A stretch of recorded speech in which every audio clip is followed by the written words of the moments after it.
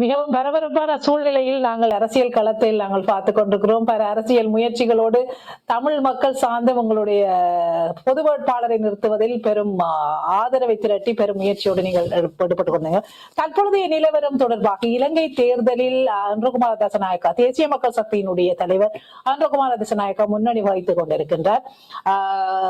சஜித் பிரேமதாசா 2வது நிலையிலும் 3வது நிலையில் ரணில் விக்ரமசிங்க, அதே நேரத்தில் நாமல் ராஜபக்சவை பின்தள்ளி எங்களுடைய தமிழ் பொது வேட்பாளர் முன்னிலைக்கு வந்திருக்கிறார். 4வது நிலையை அவர் அடைந்திருக்கிறார் என்பது பெரும் ஒரு வரவேற்கத்தக்க ஒரு விடயமாக இருக்கிறது.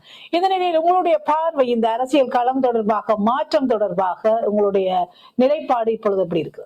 தமிழ் பொது வேட்பாளரை நிறுத்துகின்ற போது 4வது இடத்தில் எங்களுடைய ஆள் நிற்பார் என்றதை நாங்கள் உறுதியாக நம்பி இருந்தோம்.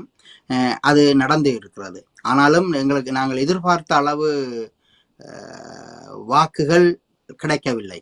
ஆனால் எங்களுக்கு வெற்றி என்று நாங்கள் எங்களுடைய நடவடிக்கையில் வெற்றி என்று நாங்கள் நம்பியது ஒரு 2 லட்சத்தை தாண்டினால் எங்களுக்கு வெற்றி என்று நாங்கள் நம்பியிருந்தோம். அது கிடைத்திருக்கிறது. ஆனாலும் எங்களுடைய இலக்கு அதாவது கடந்த நாடாளுமன்ற தேர்தலில் தமிழ் தேசியம் பேசிய கட்சிகள் 3ம் பெற்ற வாக்குகளின் தொகை 3,40,000 இருந்தது. நாங்கள் 3,40,000 தாண்டினால் அது ஒரு பெரிய வெற்றியாகவே நாங்கள் கருதினோம். ஏனென்றால் இது ஒரு குறிப்பிட்ட காலத்துக்குள் 2 மாதத்துக்குள் மேற்கொண்ட நடவடிக்கை என்ற அடிப்படையில், அதாவது இது 1.5 வருடமாக இது ஒரு அறிவு சார்ந்த சமூகத்தால் பேசப்பட்டதை தவிர 2 மாதங்களாகத்தான் இது நடைமுறையில செயல் வடிவத்துக்கு கொண்டு செல்லப்பட்ட அடிப்படையில் இது ஒரு பெரிய அடைவுதான். ஆனாலும் தமிழ் மக்களும் தமிழ் தேசிய கட்டுமானங்களும் மீள் நிர்மாணம் செய்யப்பட வேண்டும். தமிழ் மக்களிடம் நாங்கள் சரியான அரசியல் செய்யப்படவில்லை, சரியான தெளிவுபடுத்தல் மேற்கொள்ளப்படவில்லை என்ற குறைபாடுகள் ஏராளம் இங்கே இருக்கிறது.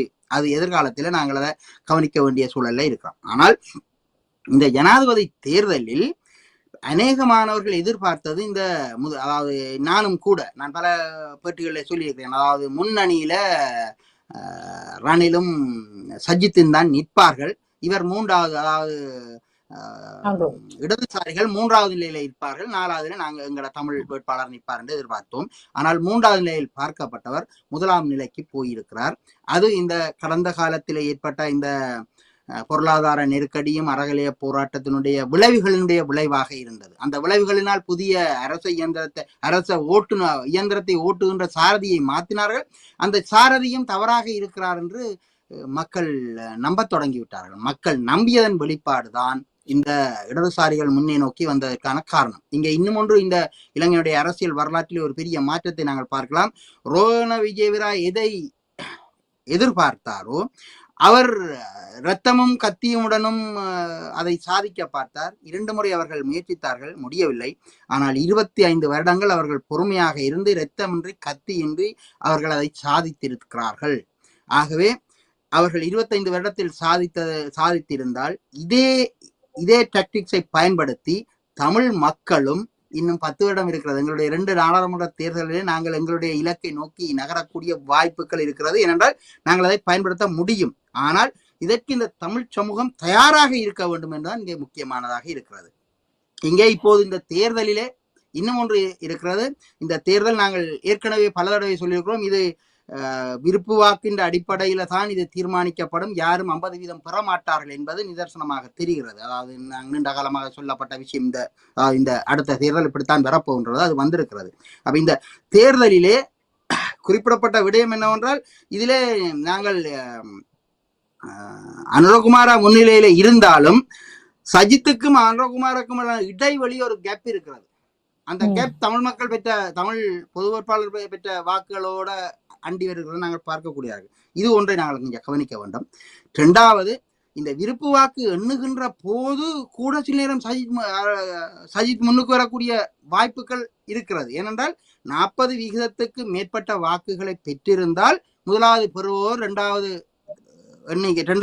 வாக்கு எண்ணிக்கையின் போது அவர் வெல்லக்கூடிய வாய்ப்புகளை கொண்டிருக்கும். ஆனால் இது கிட்ட இருப்பதனால ஒரு பயம் இருக்கிறது. இருந்தாலும் இந்த வாக்கு அளிக்கின்ற அந்த நடைமுறை அல்லது அந்த கல்ச்சர்ல இலங்கையில இந்த 2வது விருப்பு வாக்கை சிங்கள மக்கள் அளிப்பதில்லை. இது இந்த 2வது விருப்பு வாக்கை அளிக்க சொல்லி பேசப்பட்டதே தமிழர் தரப்பில இருந்தார். ஆகவே சிங்கள மக்கள் அந்த 2வது வாக்கை பெரிய அளவில் அளித்திருக்க மாட்டார்கள். அப்ப அவ்வாறு 2வது வாக்கை அளிக்காத பட்சத்தில் என்ன நடக்கும் என்றால், இந்த முதலாவது அதிகூடிய வாக்கு பெற்றவர், அதாவது அறுதி பெரும்பான்மை இன்றி மூன்றாவது ஸ்டெப்புக்கு போய் தேர்தல் ஆணையாளரால் சாதாரண பெரும்பான்மையினால் வெற்றி பெற்றவராக வருவார்.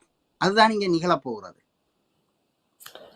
ஆகவே இப்ப நீங்கள் சொன்னது மாதிரி இப்ப எங்களுடைய இப்ப அறகலைய போராட்டத்துக்கு பிற்பட்டதான ஒரு பெரும் எழுச்சி அனுரகுமார திசாநாயக்காவனான ஆதரவாக பெருமளவு மாறி, மற்றது நீண்ட கால அரசியல் பொறுமை காத்து என்பிபி தேசிய மக்கள் சக்தி வந்து இப்பொழுது முன்னணி வகிக்கிற நிலைக்கு வந்திருக்கிறது. அதனுடைய அணுகுமுறையை, திட்டங்களை தமிழ் தரப்புகள் கையாண்டு எங்களுடைய அரசியல் சிஸ்திரத்தன்மையை கொண்டு வர வேண்டும் உடைய நிலைப்பாட்டை நீங்க சொல்லியிருக்கிறீங்க. இது சாத்தியப்படக்கூடிய, இப்பொழுது நீங்கள் எல்லாரும் தமிழ் பொது வேட்பாளரை கொண்டு வர வேண்டும், நாங்கள் எதிர்பார்த்த வாக்களுக்காக அடைந்தாலும் கூட அதை நாங்கள் எவ்வளவு வெற்றியாக எடுத்துக்கொள்ளலாம் என்ற ஒரு நிலைப்பாடு இருக்கின்ற பட்சத்திலும் இப்பொழுது இருக்கிற தமிழ் தரப்பு கட்சிகளுக்குடையில் பெரும் உடைவு அல்லது சிதறல் ஏற்பட்டிருக்கின்றது. ஆகவே எப்படியான ஒரு புதிய அரசியல் கல்ச்சர், அரசியல் பண்பாடு தமிழ் தரப்புகளிலிருந்து எழலாம் என்று நீங்க எதிர்பார்க்கிறீங்க? அதாவது சிங்கள மக்கள் மத்தியிலையும், அதாவது சிங்கள தேசிய கட்சிகள் மத்தியிலையும் இந்த உடைவுகளும் சிதைகளும் வந்து புதிய 2 கட்சிகள் உதயமாயிருக்கின்றன. பழைய 2 கட்சிகள் அழிந்து விட்டன, இப்போது அழிவு நிலைக்கு போய்விட்டன. ஆகவே இந்த மூன்றாவதாக வந்த ஒரு கட்சி கூட அழிவு நிலையை நோக்கி போய்கொண்டிருக்கிறது.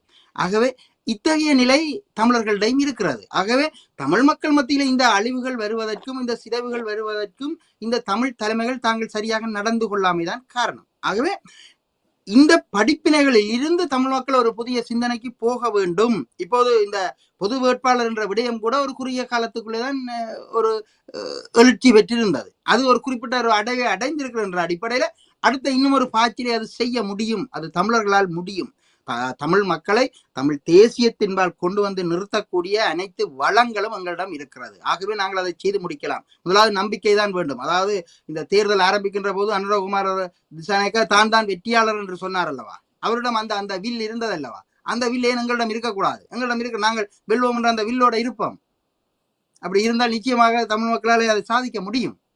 இது தமிழ் மக்கள் மத்தியில ஒரு பெரும் எதிர்பார்ப்பு அல்லது வரலாறு ரீதியாக தமிழரசு கட்சி மீது பெரும் ஒரு மதிப்பும் எதிர்பார்ப்பும் அரசியல் தலைமைத்துவத்தை கொண்டு போகக்கூடிய ஒரு அரசியல் ஞானம் மிக்க, சாணக்கியம் மிக்க ஒரு கட்சியாக தமிழரசு கட்சி பார்க்கப்பட்டு வந்தது. இது வரலாற்றுல இப்பொழுது அதனுடைய உடைவு பல மாற்றங்களை, அவர்களுக்கு இந்த கொள்கை ரீதியான தனித்தான கட்சியினுடைய முக்கிய உறுப்பினர்களுக்கு இடையிலான கொள்கை ரீதியான இணக்கப்பான்மையான நிலைமை கூட பலவிதமான சந்தேகங்கள் எதிர்காலத்தில் அரசியல் தமிழரசு கட்சியினுடைய இருப்புக்கு ஒரு உத்தரவாதம் தராத நிலையை காட்டி நிற்கின்றது. இந்த நிலையில் அவர்களுடைய இந்த தேர்தலை அணுகிய முறை தொடர்பாக உங்களுடைய பார்வை எப்படி? அவர்கள் தமிழரசு கட்சி இந்த மத்திய குழு என்ற முடிவு சொன்னார்கள் முட்டாள்தனமான முடிவு என்று.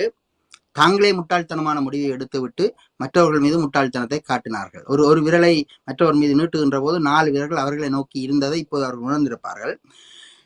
எப்போதுமே இந்த தமிழரசு கட்சி கைகாட்டுற யாரும் வெற்றி வருவதில்லை. அந்த ஒரே ஒரு 9 தேர்தல்களிலே ஒரே ஒரு தேர்தலிலே மாத்திருந்தான் இந்த தமிழரசு கட்சி கைகாட்டியால் வெற்றி பெற்றிருக்கிறார் என்ற அடிப்படையில இவர்கள் தோல்வி பெறுபவர்களை தேடி சென்று அவர்களை புலி வைத்து அழைத்து கொண்டு வந்து தமிழ் மக்கள் மத்தியில் நிறுத்தி தோல்வியடைய வைப்பார்கள். இதுதான் இவர்களுடைய வரலாறாக இருக்கிறது. ஆகவே இங்கே சாணக்கியம் மிக்க என்ற அந்த சாணக்கியம் என்ற சொல்லை இங்கே பயன்படுத்தக்கூடாது என்ற அதுக்கான அருகதை இந்த தமிழ் தலைவர் என்று சொல்லப்படுவோர் யாரிடமும் கிடையாது. அவர்கள் தங்களுக்குள்ளே சொல்லிக் கொள்ளலாம் சாணக்கியம் என்று, அந்த சாணக்கியம் அவர்களும் கிடையாது.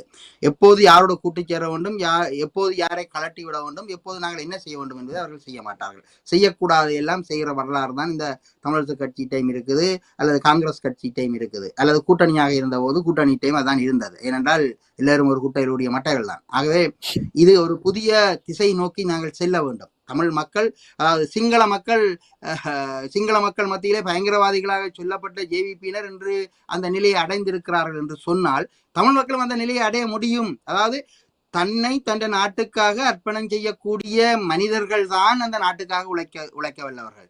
தங்கள் நாட்டுக்காக ஒரு இதை கூட இழக்க தயாரில்லாதவர்கள் யாருக்கும் இதையும் செய்ய போகுது, மக்களுக்கு எதையும் செய்ய போவதில்லை. ஆகவே ஏவிபி எவ்வாறு இங்கே வந்ததோ, அதாவது தாங்கள் தேசபுத்திரர்கள் என்று அவர்கள் புறப்பட்டு வந்தார்களோ, அதே போல தமிழ் மண்ணிலும் தேசபுத்திரர்கள் புறப்பட்டு வந்தார்கள். அப்படி அந்த தங்களை தியாகம் செய்யக்கூடிய, மக்களுக்காக இதையும் செய்யக்கூடிய மனிதர்களை நாங்கள் முன்னிலைப்படுத்த வேண்டும். அதை விடுத்து தங்கள் குடும்பங்களையும் தங்கள் சட்டைப்பைகளை நிரப்பக்கூடிய கோட்டை கொத்தளங்களை வீடுகளை கோட்டை கொத்தளங்களாக கட்டக்கூடியவர்களை நாங்கள் தலைவர்களாக்கினால் இந்த சீரழிவு தான் தொடர்ந்து இருக்கும். ஆகவே சிங்கள மக்களிடம் இருந்து தமிழ் மக்கள் இப்போது ஒரு பாடத்தை கற்றுக்கொள்வார்கள் என்றுதான் நான் எதிர்பார்க்கிறேன். நிச்சயமாக கற்றுக்கொள்வார்கள். இது ஒரு இன்னொரு திசையை நோக்கி போகும். அதாவது அனுரகுமாராவினுடைய வெற்றி என்பது தமிழ் மக்களுடைய அரசியலில் இன்னும் ஒரு மாற்றத்தை அது நிச்சயமாக ஏற்படுத்தும். ஆகவே நீங்கள் இப்பொழுது தமிழரசு கட்சியினுடைய தலைமைத்துவம் அல்லது மத்திய குழுக்களுடைய அங்கத்தவர்கள் தொடர்பான நிலைப்பாடு நீங்க சொல்லுறீங்க. இதனில ஒரு கண்ணியமான மக்கள் நலன் சார்ந்து சிந்திக்கக்கூடிய எந்த தலைவரும் தமிழரசு கட்சியில் இல்லை என்று சொல்றீங்களா?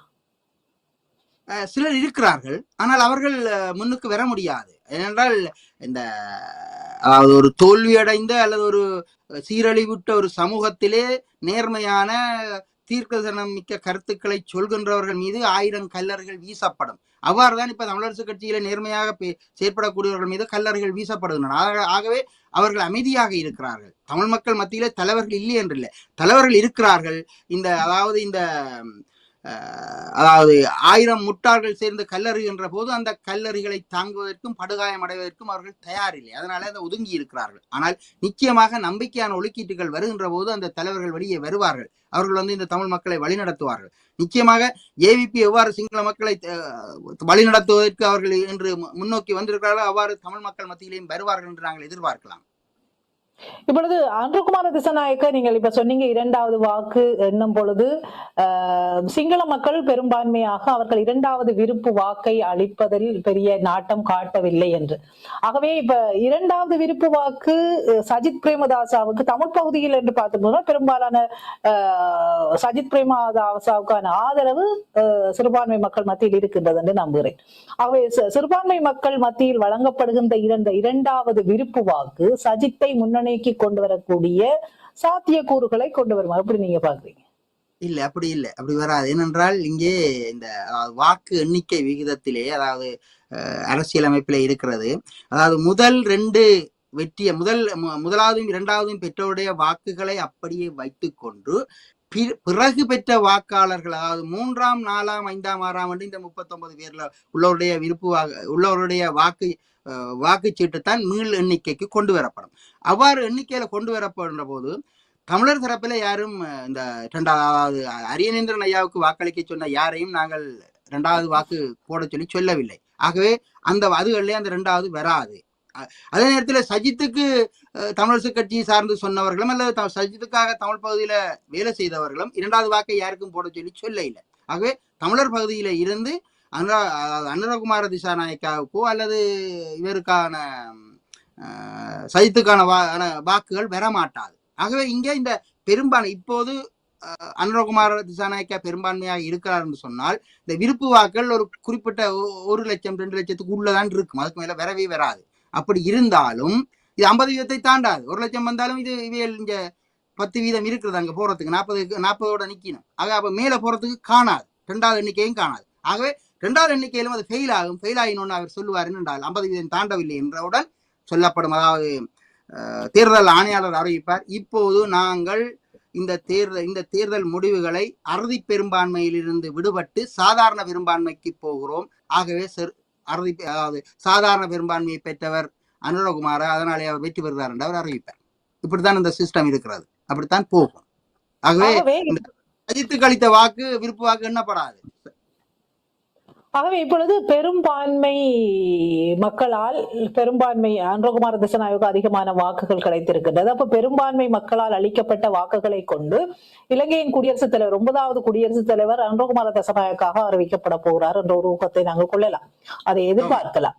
இந்த வகையில் தமிழ் மக்களுடைய அரசியல் முன்னெடுக்கப்பட்ட இந்த நிலவரம் எப்படியான தாக்கத்தை இப்பொழுது தமிழ் தரப்புகள் மத்தியில் இந்த எதிர்பார்ப்பு இல்லாமலே ஜனாதிபதியாக அவர் வருகின்றார் இல்லையா? ஆகவே எப்படியான தாக்கத்தை இந்த அரசியல் மாற்றங்களில் எதிர்வரும் காலங்களில் ஏற்படுத்தக்கூடியதாக இருக்கும் தமிழ் தரப்புகள் தொடர்பாக? இதிலே ஒன்று, அதாவது இந்த 2 பேருக்கும் இடையிலான இடைவெளியை நிரப்புவதற்கு தமிழ் மக்களுடைய வாக்குகள் பொருந்தி வருவதனால் தமிழ் மக்களுடன் சஜித் பிரேமதாசா ஒரு சமாசாரத்துக்கு வந்திருந்தால் அல்லது இந்த பொது வேட்பாளரை நிறுத்தாமல் நாங்கள் இருந்திருந்தால் சஜித்துக்கான வெற்றி வாய்ப்பு அதிகரித்திருக்கும்.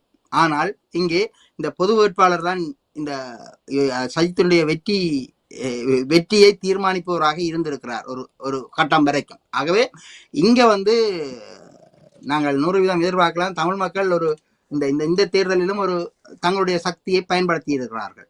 தங்களுடைய சக்தியால தான் இது உண்டு. அதாவது வலுவற்ற ஒரு ஜனாதிபதியாகத்தான் இந்த அனுரகுமார திசாநாயக்கா வருகிறார். அதாவது பெரும்பான்மை வாக்குகள் பெறாத ஒரு ஜனாதிபதி என்ற ஒரு பெயரோடு தான் இருக்க போகிறார்.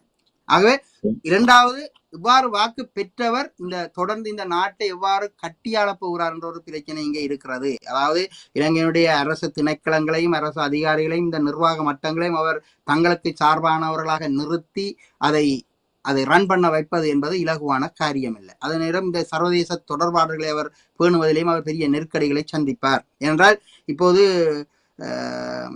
இவர்களுடைய விரலுக்கு தக்க வீக்கத்துக்கு மேலாக சென்று விட்டதனால் அவர்கள் இதில் ஒரு பெரிய தடுமாற்றத்தை நெருக்கடியை சந்திப்பார்கள். ஆனால் ஒரு வருடம் ரன் பண்ணிவிட்டால் அவர்கள் பழகி விடுவார்கள். இந்த ஒரு வருடம் அவர்கள் தாக்கு பிடிக்க வேண்டும். இந்த தாக்கு பிடிக்கிறதுல கன பிரச்சனைகள் இருக்கிறது. இந்த நெருக்கடிகளுக்குள் தமிழ் மக்கள் தங்களுக்கான அரசியலை இதுக்குள்ள செய்ய முடியும். இந்த ஒரு வருடத்துக்குள்ள இந்த அரசியலை செய்ய முடியும். அனுரகுமாராவோடையும் பேச முடியும். அதே நேரத்தில் சர்வதேச சமூகத்தோடையும் நாங்கள் பேசக்கூடிய ஒரு வாய்ப்புகள் எங்களுக்கு இருக்கிறது. ஏனென்றால் சர்வதேச சமூகம் எதிர்பார்த்தவர் வரவில்லை இங்கே. அதாவது இலங்கையினுடைய ஜனாதிபதி தேர்தலை சர்வதேச சமூகமோ அல்லது அண்டை நாடோ விரும்பியவாறு மாற்றிவிட முடியாது. இந்த பேலட்டிங் சிஸ்டத்தை மாற்ற முடியாது, யாராலையும் மாற்ற முடியாது. அதற்கான சில காரணங்களை பற்றி சில தடைகளை போடலாமே தவிர இலங்கையினுடைய அந்த பேலட்டிங் சிஸ்டத்தை மாற்ற முடியாது என்பதை மீண்டும் ஒரு முறை இங்கே நிரூபிக்கப்பட்டிருக்கிறது.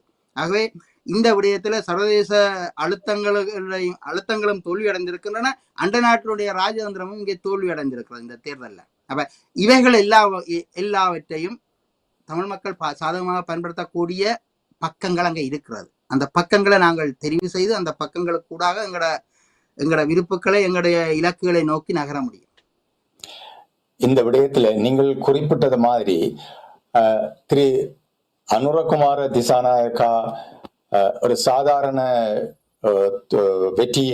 வெற்றியாளராக கருதப்படுவாரா இருந்தால் சஜித் பிரேமதாசா அவர்களுக்கு அளிக்கப்பட்ட வாக்குகளும் ஏனைய வேட்பாளர்களுக்கு அளிக்கப்பட்ட வாக்குகளையும் கூட்டி வருகின்ற தொகை அனுரகுமார திசாநாயக்கா அளிக்கப்பட்ட வாக்குகளிலும் பார்க்க கூடுதலாக இருக்கும். அவர் வெற்றியாளர்களாக இல்லாம இருந்தாலும் அனுரகுமார திசாநாயக்கு எதிராக அளிக்கப்பட்ட வாக்குகள் பெரும்பான்மை வாக்குகளாக இருக்கின்ற சூழ்நிலையில இவர் ஒரு சிறுபான்மை அரசாங்கத்தை சிறுபான்மை ஒரு அரசாங்கத்தின் தலைவராக இருக்கக்கூடிய சூழ்நிலை தான் உருவாக போகின்றது என்று நீங்கள் கருதுகின்றீர்கள்? இல்லை, சிறுபான்மை மக்களுடைய ஒரு சிறுபான்மை என்று நான் சொல்றது அவருக்கு அளிக்கப்பட்ட வாக்குகளை குறிக்கின்றேன். நீங்க சிறுபான்மை மக்களை நான் குறிக்கவில்லை. அவருக்கு அளிக்கப்பட்ட அதாவது குறைந்த எண்ணிக்கையில் உள்ள மக்களால் தெரிவு செய்யப்பட்ட ஒரு ஜனாதிபதியாக நீங்க சொல்லுகின்றீர்கள். இதை அரசியல் கோட்பாட்டியல் ரீதியில சொன்னால் இந்த அரசியல் ஜாப்பில் அவர் 50% மேல் பெற வேண்டும் என்பது அது ஒரு வலுவான நிறைவேற்று அதிகாரம் கொண்ட ஒரு ஜனாதிபதி. அவர் ஒரு பவர்ஃபுல்லான ஆளா இருக்க வேணும். அவர் ஒரு திடகாத்திரமாக அந்த கதிரையிலே அமர்ந்திருக்க வேண்டும், தளம்பல் இல்லாமல் இருக்க வேண்டும் என்பதற்காகத்தான் அது உருவாக்கப்பட்டது. 50% மேல் எடுக்க வேண்டும், அதாவது அறுதி பெரும்பான்மை பெற வேண்டும். பாராளுமன்ற வருகிறது, ஆனால் இது அறுதி பெரும்பான்மை பெற வேண்டும் என்று வருகின்ற அடிப்படையில அவர் பலமானதாக இருக்க வேண்டும். ஆகவே இவர் அந்த அறுதி பெரும்பான்மை இல்லாமல் சாதாரண பெரும்பான்மையாக வருகின்றார் என்றபடியினால அவர் அந்த நிறைவேற்று அதிகாரம் கொண்ட ஜனாதிபதி என்ற அந்த வெயிட்டை இவரால் தாங்க முடியாது. அதை தாங்குவதற்கான அந்த அந்த பவர் அல்லது அதற்கான ஒரு தகுதி அவரிடம் அந்த கெப்பாசிட்டி அவர்கிட்ட இல்ல என்றதுதான் இது காட்டுது. ஏனென்றால் இவருக்கு எதிராக இவருக்கு அளிக்கப்படாத வாக்குகள் 50% மேலாக இருக்கின்ற காரணத்தினால் இவர் 50% குறைவான வாக்குகளால் தெரிவு செய்யப்பட்ட ஒரு ஜனாதிபதியாக திகழ்வார். ஒரு பலவீனமான ஒரு தலைவராக இருப்பார் என்று நீங்கள் கருதுகின்றீர்கள்? நிச்சயமாக இது ஒரு பலவீனமான தலைமைத்துவம் தான். இது ஒரு பலவீனமான தமிழ் தலைமைத்துவம் தான். அப்படியான சூழ்நிலையில் இவர் அவருடைய தேர்தல் பரப்புரைகளில் அவர் கூறியிருக்கின்றார், தான் ஜனாதிபதியாக தெரிவு செய்யப்பட்ட மறுநாளே இப்ப நடைமுறையில் இருக்கின்ற பாராளுமன்றத்தை கலைத்து புது தேர்தலுக்கு இந்த நாடை வழிநடத்துவேன் என்று சொல்லியிருக்கின்றார். அவர் தன்னுடைய ஜனாதிபதி வெற்றியிலேயே அறுதி பெரும்பான்மையை பெற முடியாத ஒரு தலைவர் நாடாளுமன்றத்தை கலைத்து பொது தேர்தலில் மக்களை எதிர்கொண்டு இவர் ஒரு பூரணமான அரசாங்கத்தை அமைக்கக்கூடிய ஒரு வெற்றி வாய்ப்பை இவர் பெறுவார் என்று நினைக்கின்றீர்களா குறுகிய காலத்தில்?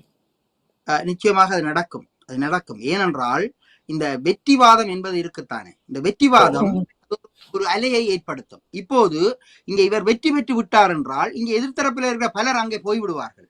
அடுத்த இவர் உடனடியாக இந்த தேர்தலுக்கு போக வேண்டும். இந்த தேர்தலுக்கு போகாவிட்டால் இந்த அரசாங்கத்தை இவரால் வழிநடத்த முடியாது. ஆகவே அவர் புதிய அரசாங்கத்துக்கு போக வேண்டும். அவ்வாறு அவர் புதிய அரசாங்கத்துக்கு போகின்ற போது அவருக்கு ஒரு குறிப்பிட்ட கணிசமான அளவு சீட் அவருடைய அணிக்கு கிடைக்கும். அதே நேரத்துல அவர் கூட்டுக்களை சேர்க்க வேண்டி வரும். ஆனால் இவர் 50% மேல சொல்ல முடியாது. நாடாளுமன்ற ஆசனங்களை 50% இவர் மேல பெறுவார், அதாவது 113 இவர் பெறுவார் என்று சொல்ல முடியாது. இருந்தாலும் இவர் கூட்டி சேர்க்கக்கூடிய வாய்ப்பு இருக்கிறது. ஆனால் ஏனென்றால் இந்த இலங்கை இந்த நாடாளுமன்ற இந்த தேர்தலில் முஸ்லீம் கட்சிகள் யார் வெல்கிறார்களோ அவர்களுடன் கூட்டி சேர்ந்து விடுவார்கள். அதே போல மலையக கட்சிகள் கூட்டி சேர்ந்து விடுவார்கள். ஆகவே அவர்களுக்கு இந்த கூட்டுக்களுக்கு 50% பெறாமலும், அதாவது அந்த 50% அண்டி இருப்பவர்கள் வெற்றியாளர்களாக இருப்பார்கள். நாடாளுமன்றத்தை அவர்கள் கூட்ட முடியும். நீங்கள் கூறுவதை வைத்து பார்த்தால் பிற கட்சிகளில் இருந்து கட்சி தாவி இவருடைய கட்சியுடன் இணைந்து தேர்தலை எதிர்கொண்டால் அவர் ஒரு அரசாங்கத்தை அமைக்கக்கூடிய ஒரு வாய்ப்பு இருக்கலாம் என்று நீங்கள் கூறுகின்றீர்கள்.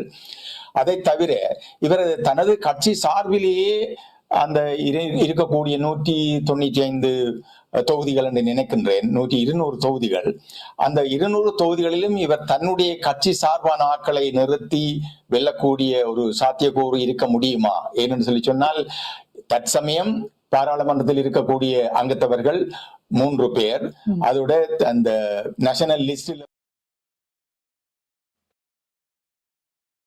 இருக்கின்றார்கள். அப்படி அவ்வளவு பெரும்பான்மையான எண்ணிக்கையில உள்ள இவருடைய கட்சி அங்கத்தவர்களை மக்களுக்கு அறிமுகமான முகங்களாக இவர் ஒரு குறுகிய காலத்தில் அறிமுகப்படுத்தி ஒரு பொது தேர்தலை எதிர்கொள்ளக்கூடிய வல்லமை இவருக்கு இருக்கும் என்று நினைக்கின்றீர்களா?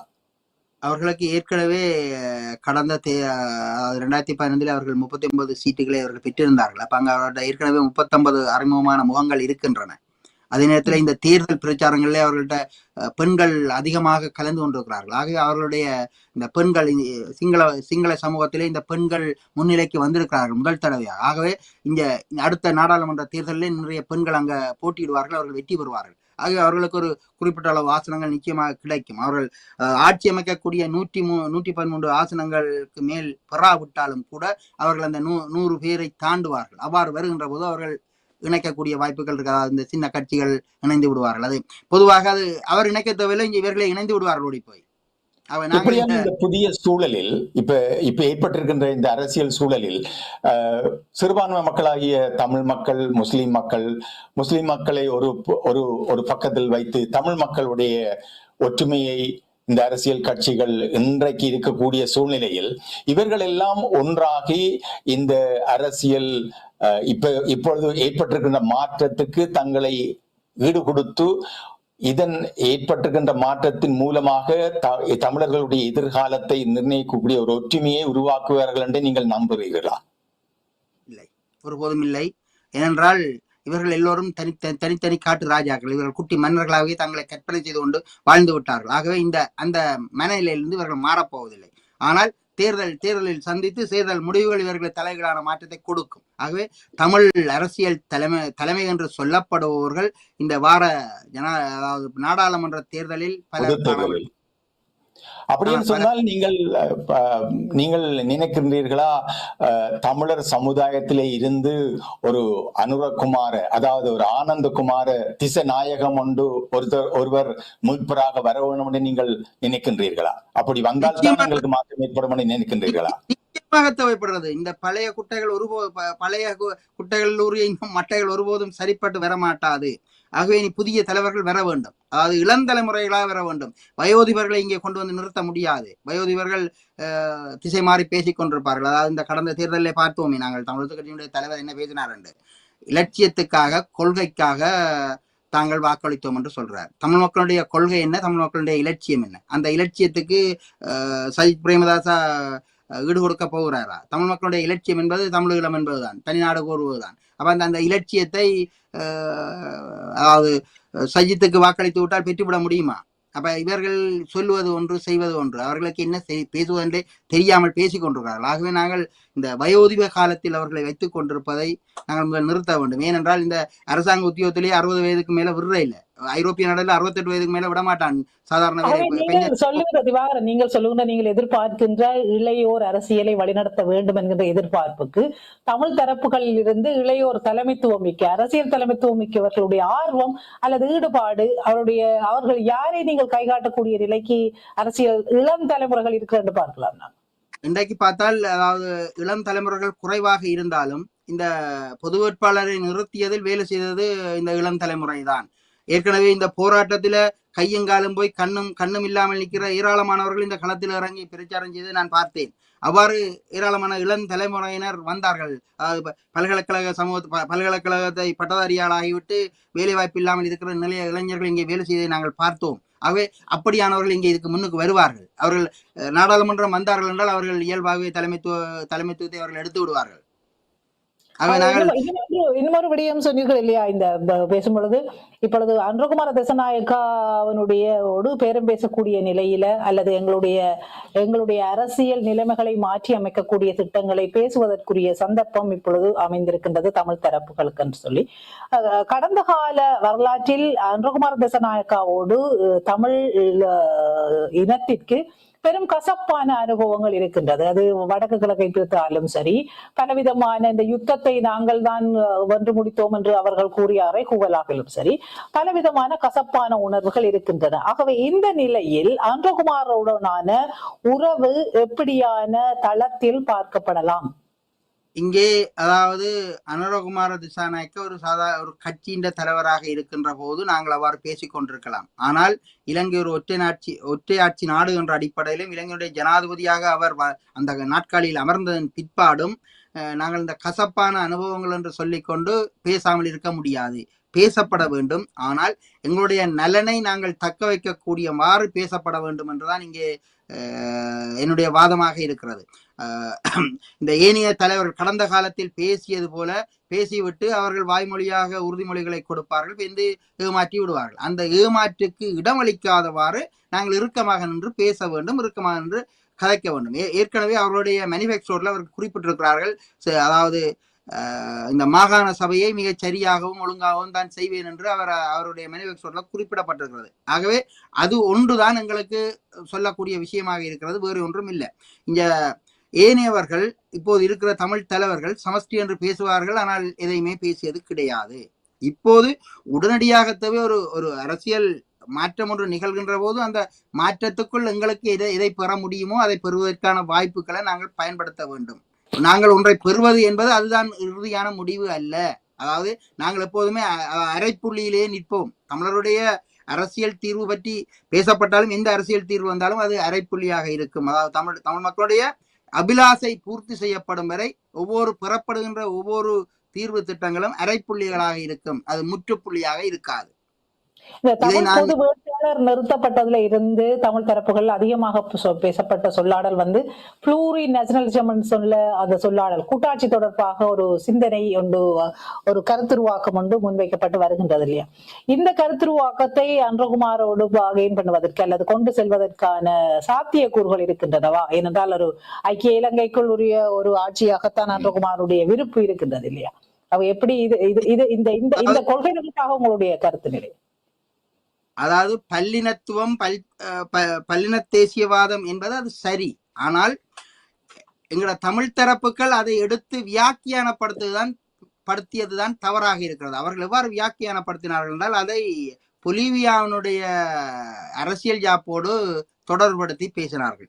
பொலிவிய பூர்வீக மக்களுடைய நிலைப்பாடு வேறு, தமிழ் மக்களுடைய நிலைப்பாடு வேறு. பொலிவியாவினுடைய பூர்வீக குடிகள் அவர்கள் ஒரு மலைவாழ் மக்களாக இருக்கிறார்கள். அவர்கள் அந்த மலையினுடைய நிலத்தையும் அதனுடைய அதை அனுபவிப்பதற்கான அதிகாரங்களையும் தான் அவர்கள் தங்களுடைய சுயநிர்ணய உரிமை என்று சொல்கிறார்கள். ஆனால் தமிழ் மக்கள் தங்களுடைய தாயக பரப்பு முழுவதையும் தங்களுக்கான சுயநிர்ணய உரிமையை அந்த தாய நிலப்பரப்பில் கேட்கிறார்கள். அதுக்கும் இதுக்கும் நிறைய வித்தியாசம் இருக்கிறது. இரண்டாவது, பொலிவியா ஒரு லேண்ட் லாக் நாடு, அதாவது நிலத்தினால் சூழப்பட்ட நிலப்பூட்டு நாடு என்று சொல்லலாம். அதற்கு கடற்கரை கிடையாது. சர்வதேச தொடர்பை பேணுவதற்கு இன்னொரு நாட்டினுடைய கடற்கரையை பயன்படுத்த வேண்டும் அல்லது வான்வெளியை பயன்படுத்த வேண்டும். ஆனால் இலங்கைக்கு அதாவது இலங்கை தீவு அவ்வாறு இல்லை, தமிழர் தாயகம் அவ்வாறு இல்லை. அது ஒரு சர்வதேச தொடர்பை பேணக்கூடிய கடல் வழியும் இருக்கிறது, சர்வதேச கடல் எல்லையும் இருக்கிறது. ஆகவே தமிழர் தேசத்தினுடைய சுயநிர்ணய உரிமை என்பது சுயநிர்ணய உரிமைக்கும் பொலிவிய பூர்வீக குடிமக்களுடைய சுயநிர்ணய உரிமைக்கும் இடையே மடுவுக்கும் மலைக்குமான வித்தியாசம் இருக்கிறது. அப்ப நாங்கள் இந்த வியாக்கியானப்படுத்துவர்கள் தமிழ் மக்களுடைய இன்னொரு தரப்பை எவ்வாறு கேவலப்படுத்தலாம், எவ்வாறு விழுத்தலாமோ அதுக்கான அனைத்து வேலைகளையும் செய்வார்கள். ஒரு நீதிக்கும் நேர்மைக்கும் புறம்பாக அரசியல் வியாக்கியானங்கள் அது தவறென்று தெரிந்து கொண்டும் அதை சொல்லுவார்கள். அதாவது இந்த புளூர் நேஷனலம் என்றதை கயேந்திரகுமார் ஏற்கனவே பார்லிமெண்ட்ல பேசி இருக்கிறார். அதையெல்லாம் ஏற்றுக்கொண்டு கொண்டிருந்தார்கள். இப்போது இந்த பொதுக்கட்டமைப்பு வெளியிட்டதுக்கு தான் எல்லாரும் கூட பிடிக்கணும் தூக்கி. அப்ப இங்கேயே தெரிகிறது அந்த தனக்கு ஒரு கண் கெட்டாலும் பரவாயில்ல, தனக்கு 2 கண்ணும் கெட்டாலும் பரவாயில்ல, எதிரிக்கு ஒரு கீறல் வந்துடும் மட்டும் விரும்பினான். இதுதான் இவன் பிரச்சனை தமிழ் மக்கள். அப்ப இத்தகைய அரசியல் தலைமைகள் தமிழ் மக்கள் மத்தியிலிருந்து திருத்தி அடிக்கப்பட வேண்டும். அவர்கள் தேவையில்லை. ஏனென்றால் அவர்கள் தமிழ் மக்கள் பற்றி எந்த நலனை பற்றியும் அவர்கள் எந்த கரிசனையும் கொள்ளவில்லை. அவர்கள் தங்களுடைய இருப்பையும் தங்களுடைய அதிகார மேகத்திலுமே அவர்கள் பேசிக் கொண்டிருப்பதை நாங்கள் பார்க்க முடியாது. ஆகவே இந்த அதிகார மேகம், இந்த சொத்து சேர்க்கிற ஆசை உள்ளவர்களை நாங்கள் துரத்தி அடிக்க வேண்டும். இல்லாவிட்டால் இந்த தமிழ் சமூகம் முன்னோக்கி வராது. அதனாலதான் அனுரகுமார பக்கம் ஏன் மக்கள் போறார்கள், இந்த ஊழல்வாதிகளை துரத்தி அடிப்போம் என்றது அவருடைய முதலாவது கோஷமாக இருக்கிறது. அப்ப இதைத்தான் தமிழ் மக்களும் எடுத்துக்கொள்ள வேண்டும். அதனாலதான் நான் சொன்னேன், ஜேவிபியிடம் இருந்து தமிழர் தரப்பு ஒரு பாடத்தை கற்றுக்கொள்ள வேண்டும், செய்ய வேண்டும், எப்போது செய்ய வேண்டும் என்பதை. திரு அனுரகுமார திசாநாயக்கா யாழ்ப்பாணத்துக்கு விஜயம் செய்து தன்னுடைய தேர்தல் பரப்புரையின் போது தமிழ் மக்கள் இலங்கையிலே ஏற்பட்டிருக்கின்ற மாற்றத்தை அவர்களும் உணர்ந்து அந்த மாற்றத்துக்கு தங்களை தயார்படுத்திக் கொள்ள வேண்டும் என்று சொல்லி ஒரு வேண்டுகோளை வச்சிருந்தார். அந்த வேண்டுகோளை திரு ரணில் விக்ரமசிங்க அவர்கள் யாழ்ப்பாணத்தில் அனுரகுமார திசாநாயக்கா யாழ்ப்பாண மக்களை, தமிழ் மக்களை பயப்படுத்துகின்ற மாதிரி ஒரு எச்சரிக்கையை விட்டிருக்கின்றார். அதனாலே அவர் இனவாதம் பேசுகின்றார் என்று சொல்லி அவர் தன்னுடைய பரப்புரையில் அறிவித்திருந்தார். அந்த சொற்றொடரை திரு சுமந்திரன் அவர்கள் சொன்னார், இல்லை, அவர் அப்படி இனவாதம் பேசவில்லை என்று சொல்லியிருந்தார். நீங்கள் எப்படி பார்க்கின்றீர்கள்? அவர் பேசியது இனவாதமா அல்லது அவர் விடுத்தது தமிழ் மக்களுக்கு உரிய எச்சரிக்கையா? ஏனென்று சொன்னால் இன்றைக்கு தமிழ் பகுதிகளில் திரு அனுரகுமார திசாநாயக்கா அவர்களுக்கு பெருமளவில் வாக்குகள் அளிக்கப்படவில்லை. அது பொது வேட்பாளருக்கும் சஜித் பிரேமதாச அவர்களுக்கும் மற்றொரு குறிப்பாக மட்டக்களப்பில் ரணில் விக்ரமசிங்க அவர்களுக்கும் வாக்குகள் பெருமளவில் விழுந்திருக்கின்றன. அந்த வகையில் திரு அனுரகுமார திசாநாயக்காவுடைய அந்த எச்சரிக்கை அல்லது அந்த முன்மொழிவு எப்படிப்பட்டதாக இருக்கும்? அதுவும் எதிர்காலத்தில் அவருடைய பேச்சுவார்த்தையை நடத்தி ஒரு சுமூகமான தீர்வுக்கு தமிழ் மக்கள் அவரை அணுகுவதாக இருந்தால், தமிழ் தலைவர்கள் அணுகுவதாக இருந்தால், அந்த எச்சரிக்கையை என்ன மாதிரி நாங்கள் எடுத்துக்கொள்ள வேண்டும்? அதாவது அனுரகுமார திசாநாயக்காவிடம் இனவாதம் இல்லை என்று யாருன்னு சொன்னால் அது அப்பட்டமான பொய். அவர் எச்சரிக்கவில்லை என்று சொன்னால் அதுவும் பொய். அவர் இரண்டையும் செய்தார். ஆனால் அவர் செய்ய வேண்டிய முறையில் செய்தார். அவர் அதை வெளியிலே தெரியாத அளவுக்கு அவரை மென்வலுவாக அதை சொன்னார். ஆனால் அவர் வன்வலு உள்ளுக்கு இருக்கிறது, அவர் மென்வலுவாக அதை சொன்னார் என்றுதான் நான் சொல்லுவேன். அப்ப அவர் பொதுவாக ஜேவிபியினரிடம் இந்த இனவாதமும் இருக்கிறது, இந்த எச்சரிக்கையும் இருக்கிறது, அண்டை நாட்டு எதிர்ப்பு வாதமும் இருக்கிறது. ஆகவே ஜேவிபியினர் இப்போது இருக்கிற இந்த களச்சூழலை தங்களுக்கு சாதகமாக பயன்படுத்துகிறார்கள், அதற்காக இனிமையாக பேசுகிறார்கள். அவர்களிடம் அந்த இனவாதம் இருக்கிறது. இந்த தமிழ் தலைவர்கள் சொல்வது போல அவர்கள் வெள்ளையடிக்கட்டும் போய், ஆனால் அது இருக்கும், எங்களிடமும் இருக்கிறது. தமிழர் தரப்பிலும் இந்த இனவாதம் இருக்கிறது. இனவாதம் இல்லாத யாரும் இல்லை, எல்லோரிடமும் இனவாதம் இருக்கிறது. அதனுடைய பெர்சன்டேஜ் தான் வித்தியாசப்படுகிறது ஒன்று. மற்றது அந்த களத்தில் இருக்கிற நிலைமையை நாங்கள் பார்க்க வேண்டும். அப்ப அனுரகுமார திசாநாயக்கா சொன்னதெல்லாம் உண்மைதான். ஆனாலும் அவர் இப்ப இருக்கிற நிலைமை, அவர் இந்த குருவித்தலையில பனங்காய் வைக்கப்பட்டு விட்டது. அவர் இதை சுமக்க வேண்டுமா இருந்தால் எங்களோடு ஒரு சொப்டாக நடந்து கொள்ள வேண்டும், அண்டை நாட்டோட சொப்டாக நடந்து கொள்ள வேண்டும், சர்வதேச சமூகத்தோடு அவர் சொப்டாக நடந்து கொள்ள வேண்டும். இவ்வளவுத்தையும் அவர் கடைப்பிடிப்பார். இல்லாவிட்டால் அவர் ஒரு தலைவனாக வந்திருக்கவே முடியாது. அந்த தகுதியெல்லாம் அவருக்கு இருப்பதனால்தான் அவர் இப்போது தலைவனாக வந்திருக்கிறார் என்று நான் சொல்லுவேன். ஆக அவர் அப்படியான சூழ்நிலையில் அவருக்கு எதிராகவும் மற்ற ஏனைய வேட்பாளர்களுக்கு எதிராகவும் பொது வேட்பாளரை நிறுத்தி கூடி அந்த ஏற்பட்டிருக்கின்ற கட்டமைப்பானது அவருடன் பேச்சுவார்த்தை நடத்துவதற்கு தயாராகவோ அல்லது அப்படியான ஒரு கள சூழ்நிலை ஏற்படுத்தும் என்று நீங்கள் நினைக்கின்றீர்களா? இப்போதைக்கு இருக்காது. அதாவது இந்த அடுத்த தேர்தலை, அதாவது நாடாளுமன்ற தேர்தலை சந்தித்து அந்த தேர்தலின் பிற்பாடுதான் இந்த, அதாவது பொது கட்டமைப்பா இருந்தாலும் சரி, தமிழர் சிறப்பா இருந்தாலும் சரி பேச முடியும். இப்போது நிச்சயமாக பேசவே முடியாது. அதாவது நாடாளுமன்ற தேர்தல் தேர்தலிலே வெற்றி பெற்றதன் பின்பாடு வெற்றி பெற்ற தமிழ் தலைமைகள் அல்லது தமிழ் தலைவர்கள் என்று சொல்லப்படுவர்களால் தான் பேச முடியும். ஆனால் இந்த தேர்தலை நாங்கள் மிக சரியாக பயன்படுத்த வேண்டும். அதாவது இப்போ இது ஒரு எங்களுக்கு வேறமண்டே சொல்ல வேண்டும். அதாவது எங்களிடம் இருக்கின்ற குப்பைகள் கூலங்கள் எல்லோற்றையும் அகற்றி நாங்கள் சுத்தப்படுத்துவதற்கான ஒரு களம் எங்களுக்கு கிடைத்திருக்கிறது. இந்த களத்தை சரியாக பயன்படுத்தினால் சரியானவர்களை கொண்டு வர முடியும். அதாவது தமிழ் தேசியம் என்று சொல்லிக்கொண்டு தமிழ் தேசியத்தை உடைத்துக் கொண்டிருக்கின்ற கோடாரி காம்புகளையும் துரத்த முடியும். தமிழ் தேசியத்தை பாதுகாக்க போகிறோம் என்று சொல்லி எதிரியுடன் கூட்டிச் செல்வர்களையும் துரத்த முடியும். உண்மையான தமிழ் தேசியவாதிகளை நாங்கள் இதில் முன்னிலைப்படுத்தினால் நாங்கள் எதிர்காலத்தில் இலங்கையுடைய புதிய ஜனாதிபதியுடனோ அல்லது புதிய அந்த நாடாளுமன்றத்துடனோ நாங்கள் என்ன பேச வேண்டுமோ அதை பேச முடியும். இப்போது எதையுமே செய்ய முடியாது தமிழர் தரப்பால. வேண்டுமென்றால் சில நன்மை ஒட்ட முடியும். சில பேர் குறுகிய காலத்தில் வர இருக்கின்ற நாடாளுமன்ற தேர்தலை எதிர்கொள்வதற்கு தமிழர் சமுதாயம் இன்றைய இருக்கக்கூடிய கள சூழ்நிலையில் இந்த பொது வேட்பாளரை முன்னிறுத்திய பொது சிவில் அமைப்புகளும் அதோட சேர்ந்த ஏனைய அரசியல் கட்சிகளும் ஒரே கட்சியில இருக்கின்றவர் பொது வேட்பாளருக்கு ஆதரவாகவும் அதே கட்சியில இருக்கின்றவர் இன்னொரு தென்னிலங்கை வேட்பாளருக்கு ஆதரவாகவும் இருக்கக்கூடிய சூழ்நிலையில், குறிப்பாக இலங்கை தமிழரசு கட்சி இன்றைக்கு இருக்கின்ற நிலைமையில் தலைவர் தெரிவிலேயே சிக்கல் ஏற்பட்டிருக்கின்ற இந்த வேளையில் இந்த குறுகிய காலத்துக்குள் தமிழ் மக்கள் சார்பாக இந்த அரசியல் கட்சிகளும் இந்த பொது கட்டமைப்புகளும் தமிழரசு கட்சியும் என்ன விதத்தில் தேர்தலை எதிர்கொள்வார்கள்? என்னை பொறுத்தளவில் நான் இந்த பொது வேட்பாளரை நிறுத்திய வேலை திட்டத்தில் ஒரு பகுதியில் இருந்து மிக அவதானித்தவன் என்ற அடிப்படையில இந்த கட்சிகள் அனைத்தையும் தாண்டி இந்த வருகின்ற நாடாளுமன்ற தேர்தலில் குறிப்பிட்ட அளவு நிதி ஒதுக்கீடு செய்தால் இந்த கட்சிகளை தாண்டி புதிய நாடாளுமன்ற உறுப்பினர்களை தமிழர் தரப்பிலிருந்து கொண்டு வந்து நிறுத்த முடியும். அதற்கான அனைத்து வாய்ப்புகளும் இருப்பதை நான் நடைமுறையாக பார்த்திருக்கிறேன். நிச்சயமாக முடியும்.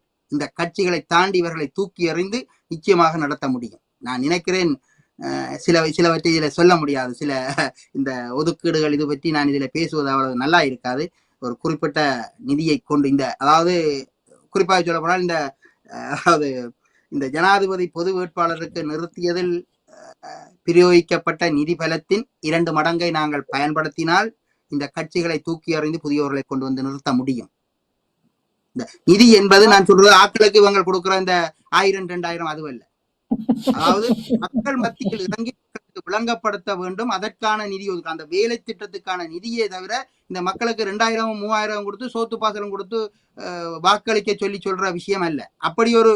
அப்படி ஒரு வாக்களித்து ஒரு நாடாளுமன்றத்துக்கு நாங்கள் ஆட்களை தெரிவு செய்து கொண்டு போவது அபத்தமானது. அவ்வாறான ஒரு தேவை தமிழ் மக்களுக்கு தேவையில்லாது. அப்படி நாங்கள் ஒன்றை கொண்டு வர விட இந்த பழைய உளுத்து போன கட்சிகளை ஏதாவது செய்துட்டு போகட்டும் என்று விட்டுட்டு போகலாம். ஆகவே நாங்கள் இந்த ஒரு நிதி ஒதுக்கீடு என்று நான் சொல்லுவது தமிழ் மக்கள் மத்தியில இறங்கி வேலை செய்வதற்கான இந்த தொண்டர்களுக்கான அன்றாட செலவுகளைத்தான் நான் சொல்கிறேனே தவிர வேறு ஒன்றும் இல்லை. இந்த வாக்களிப்பதற்கு காசு கொடுத்து வாக்களிக்க வைத்து ஒரு தமிழ் தேசியம் தேவை என்றால் அது தேவையே இல்லை எங்களுக்கு. நாங்கள் அதை விட்டு விடுவோம். நிச்சயமாக ஒரு அரசியல் பண்பாட்டு ரீதியான மாற்றங்களை ஏற்படுத்தி இருக்கின்ற ஒரு தேர்தலாக இலங்கை தேர்தல் களம் இருக்கின்றது. அது சிங்கள மக்கள் மத்தியில் பெரும் கோபத்தை, சலிப்புத்தன்மையை கடந்த கால வரலாற்று அரச ஆட்சிகளின் மீது அவர்கள் ஏற்படுத்தி இந்த வெறுப்புகள் இப்பொழுது மாற்றங்களை நோக்கி நகர்ந்து கொண்டிருக்கின்றது. இந்த நிலையில இதே நிலைமை தமிழ் தரப்புகள் மத்தியிலும் ஒரு ஏக்க நிலையான தேக்கத்தை ஏற்படுத்தி இருக்கிறது என்று நம்புகிறேன். என்னென்னு சொன்னால் அரசியல் தொடர்பான அவநம்பிக்கை ஒன்று ஏற்பட்டு எதையும் ஒன்றுமே எங்களுக்கு தேவையில்லை என்று ஒரு அரசியல் தொடர்பான பாராபட்சங்களை ஏற்படுத்துகின்ற நிலையில் தமிழ் மக்களுடைய மனநிலையில் மாற்றங்கள் ஏற்பட்டிருக்கின்றன என்று பலர் கூறுகின்றார்கள். இந்த வகையில் இப்பொழுது நீங்கள் சொல்லுகின்ற மக்கள் மத்தியில் அரசியல் தொடர்பான மாற்றங்களை ஏற்படுத்தக்கூடிய விழிப்புணர்வுகளை ஏற்படக்கூடிய நிலைக்கான திட்டங்கள் வகுக்கப்பட வேண்டும் என்று சொல்லுங்கள். தற்பொழுது மக்கள் மத்தியில் இந்த வருட தேர்தல் தொடர்பாக ஏற்பட்டிருக்கின்ற மாற்றம், உணர்வு, அரசியல் நிலை தொடர்பாக ஏற்பட்டிருக்கின்ற மாற்றத்தை எப்படி நீங்க அளவிடுவீங்க? அதாவது இந்த அரசியல் நிலைப்பாடு சிங்கள தேசத்தினுடைய மாற்றத்தையே தமிழ் தேசம் இப்போ உணர தொடங்கி இதை ரியலைஸ் பண்ணிவிடும். தமிழ் சமூகம் ஒரு கல்வியற்ற சமூகம், ஆகவே அதை ரியலைஸ் பண்ணிவிடும். ஆகவே இந்த நாங்கள் ஒரு விடுதலைக்காக தமிழ் மக்களுடைய தேசிய அபிலாசைகளை வென்றெடுப்பதற்காக பல்லாயிரம் உயிர்களை பலி கொடுத்த, பல்லாயிரம் உயிர்களை தாரை வார்த்த ஒரு சமூகம். அதே போலதான் சிங்கள சமூகம் ஒரு இடதுசாரிய சமத்துவத்தை பேணுவதற்காக தங்கள் உயிர்களை அர்ப்பணித்த ஒரு அமைப்பு 25 வருடங்கள் கழித்து தன்னுடைய அந்த இலக்கை அடைந்திருக்கிறது. இலங்கையுடைய ஆட்சி அதிகாரத்தை தன் கையிலே எடுத்திருக்கிறது. ஆகவே இது எங்களுக்கு ஒரு முன்னுதாரணம், சிங்கள சமூகத்தில் இருந்து வந்த முன்னுதாரணம். அந்த முன்னுதாரணத்தை நாங்கள் இங்கே பயன்படுத்த முடியும். இதே போல ஒரு ஆயுத போராட்டம் இலங்கையிலே நடத்த முடியும், அதாவது இடதுசாரிகள் அல்லது இந்த இடதுசாரிகளால் நடத்த முடியும் என்பதற்கும் தமிழ் மக்களுடைய தமிழ் இடதுசாரிகளுடைய ஒரு யாழ்ப்பாணத்தில் நடந்த ஆயுத பிரயோகம் தான் உதாரணமாக இருந்தது. ஆகவே இந்த தமிழ் சமூகம் சிங்கள சமூகம் தமக்கிடையான இந்த அரசியல் மாற்றங்களில் ஒவ்வொருத்தரும் தங்களுக்கிடையே இந்த அனுபவங்களை பகிர்ந்து கொள்கிறார்கள் அல்லது அனுபவங்களை கற்றுக்கொள்கிறார்கள். அப்ப சிங்கள சமூகம் எங்களிடம் இருந்து அனுபவங்களை கற்றுக்கொண்டிருக்கிறது, நாங்கள் அவரிடம் இருந்து அனுபவங்களை கற்றுக்கொள்கிறோம், அவ்வளவுதான். இங்க இதுல ஈக்க தூக்கம் என்ற ஒன்றுக்கும் பெரிய இடம் இல்லை. இங்க ரெண்டு ஒரே ஒரு நாட்டுக்குள் இருக்கிற 2 தேசிய இனங்கள் தங்களுக்குள்ள இருக்கிற இந்த இடர்பாடுகளை இல்லை தங்களுடைய சீரழிவுகளை தங்களுடைய குறைபாடுகளை நிவர்த்திவதற்கு எதிர்த்தரப்பில இருக்கிற நன்மைகளை பெற்றுக் கொண்டிருக்கிறார்கள் என்று நாங்கள் இங்க பார்த்து கொள்ளலாம். ஆகவே தமிழ் சமூகம் இதிலிருந்து ஒரு பாடத்தை பெற்றுக்கொள்ளும் கட்டாயம். இந்த தேர்தலுக்கு இடையிலேயே ஒரு மாற்றம் தமிழ் சமூகத்தில் ஏற்படும் என்று நம்பலாம். மிக்க நன்றி திவாகரன், உங்களுடைய நேரத்துக்கு மிகவும் கனதியான காத்திரமாக இந்த இலங்கை அரசியல் கள நிலவரத்தோடு ஈழத்தமிழர்களுடைய அரசியல் நிலவரம் நகர்த்தப்பட வேண்டிய அணுகுமுறைகள் அல்லது நோக்கப்பட வேண்டிய நிலைகள் தொடர்பாக ஒரு விரிவான பார்வையை எங்களுக்கு தந்திருந்தீர்கள். இருந்தும் கடந்து வரப்போகின்ற காலங்கள் மிகவும் ஒரு விறுவிறுப்பான அல்லது அவதானிக்கப்பட வேண்டிய இலங்கையின் கள நிலவரங்களாக இருக்கின்றன நாங்கள் கூறியது போல. ஆகவே நாங்கள் தொடர்ச்சியாக உங்களுடைய ஆதரவோடு இன்னும் பல விடயங்களை பற்றி நாங்கள் இருவரும் காலங்களில் பேசலாம் என்று நம்புகின்றேன். மிக்க நன்றி இணைந்து கொண்டவை. நன்றி.